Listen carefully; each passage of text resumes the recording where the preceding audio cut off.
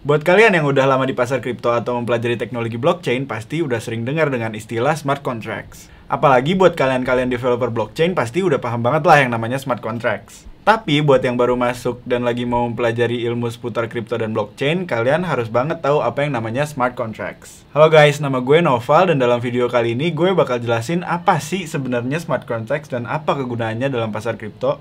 Tapi sebelum mulai jangan lupa like, subscribe, dan klik lonceng notifikasi di YouTube channel Koinvestasi.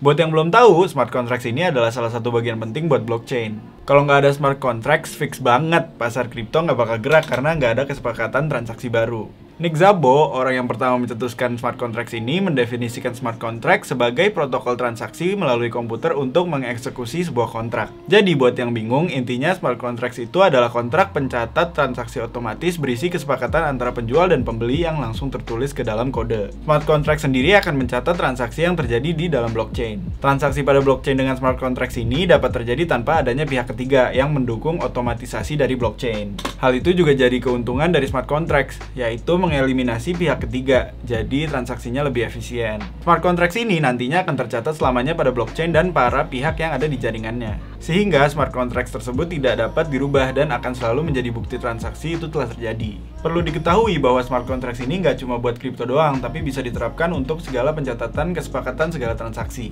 Pokoknya, transaksi apapun yang menggunakan smart contracts blockchain dapat langsung terjadi karena otomatisasi dan efisiensi yang udah disebutin tadi. Jadi, secara keseluruhan, smart contracts memiliki beberapa keuntungan tersendiri. Pertama adalah keuntungan otonomi, di mana kalian yang membuat perjanjian atau kesepakatan sendiri dalam sebuah transaksi. Jadi, kalian nggak perlu bergantung pada broker, pengacara, atau pihak ketiga lainnya untuk mengonfirmasi sebuah transaksi. Kalian juga terhindar dari bahaya manipulasi oleh pihak ketiga, karena eksekusi transaksi terjadi secara otomatis oleh jaringan, bukan oleh pihak ketiga yang berpotensi bias. Keuntungan kedua adalah kepercayaan. Maksudnya adalah karena dokumen perjanjian atau smart contracts kalian dienkripsi atau dirubah menjadi kode pada ledger atau riwayat transaksi bersama, transaksi menjadi lebih terpercaya. Karena tercatat selamanya di ledger, tidak mungkin seseorang dapat mengatakan mereka kehilangan riwayat transaksinya. Jadi, semua transaksinya terpercaya karena ada buktinya di blockchain. Keuntungan ketiga adalah backup atau penyimpanan data seperti yang sudah dijelaskan tadi. Karena semua transaksi tercatat pada ledger, jadi nggak bakal hilang riwayat transaksinya. Keuntungan keempat adalah keamanan, di mana kriptografi inskripsi situs web dan semua hal dalam smart contracts menjaga dokumen kalian agar tetap aman. Karena hanya pihak yang terlibat yang dapat mengakses riwayat transaksi tersebut, jadi semuanya tuh jadi aman. Sangat sulit untuk melakukan peretasan karena untuk melakukan peretasan dibutuhkan seorang yang cerdas untuk memecahkan kode dan menyusup ke dalam sebuah blockchain. Keuntungan kelima adalah kecepatan, terutama karena adanya pihak ketiga yang umumnya membuat adanya hambatan. Selain itu, pasti kalian biasanya harus menghabiskan waktu dan proses untuk mengeksekusi sebuah transaksi dari sebuah dokumen perjanjian secara manual. Jadi smart contracts ini menggunakan kode perangkat lunak untuk mengotomatisasikan setiap proses, sehingga mengurangi jam kerja dari berbagai proses transaksi yang terjadi. Keuntungan keenam adalah hemat biaya, karena smart contracts tidak menggunakan pihak ketiga yang umumnya mengeluarkan biaya tambahan, jadi transaksi dapat terjadi secara lebih hemat. Tapi perlu diingat lagi bahwa blockchain tetap memiliki biaya karena terdapat biaya gas untuk menjaga blockchain agar tetap berjalan.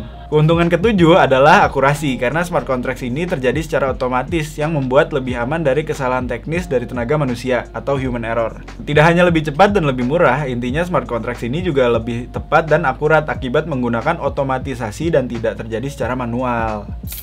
Saat ini terdapat sekitar 66 proyek kripto yang dapat menerbitkan dan mewadahi smart contracts. Tapi tidak semua wadah yang dapat menerbitkan smart contracts memiliki blockchainnya sendiri. Namun, semua proyek tersebut menerbitkan smart contracts pada sebuah blockchain, yang umumnya juga menjadi tempat berdirinya sebuah proyek. Saat ini, blockchain terbesar yang dapat menerbitkan smart contract sendiri adalah Ethereum. Mayoritas proyek yang ada saat ini, terutama di sektor decentralized finance atau DeFi, berasal dari blockchain Ethereum. Mengingat mayoritas proyek DeFi dapat menerbitkan smart contracts-nya sendiri, Ethereum menjadi blockchain terbesar yang dapat menerbitkan smart contracts. Selain Ethereum, terdapat beberapa blockchain dan chain besar lainnya yang dapat mengayomi smart contracts. Beberapa chain tersebut adalah Binance Smart Chain, Polkadot yang merupakan sebuah parachain,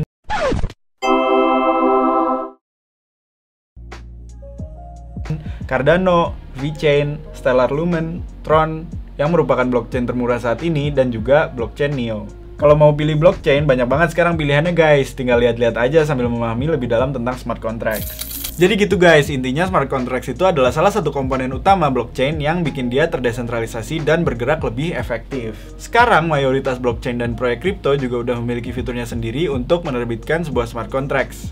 Jadi istilah ini wajib banget kalian pahami kalau misal mau mendalami dunia kripto. Semoga video ini bermanfaat dan gak terlalu pusing ya guys. Kalau misal kalian ada pertanyaan, langsung aja komen di video ini, siapa tahu bisa kita bantu jawab. Jangan lupa like, subscribe, dan klik lonceng notifikasi di YouTube channel Koinvestasi. Dan as always, Koinvestasi, aset masa kini, kaya masa depan.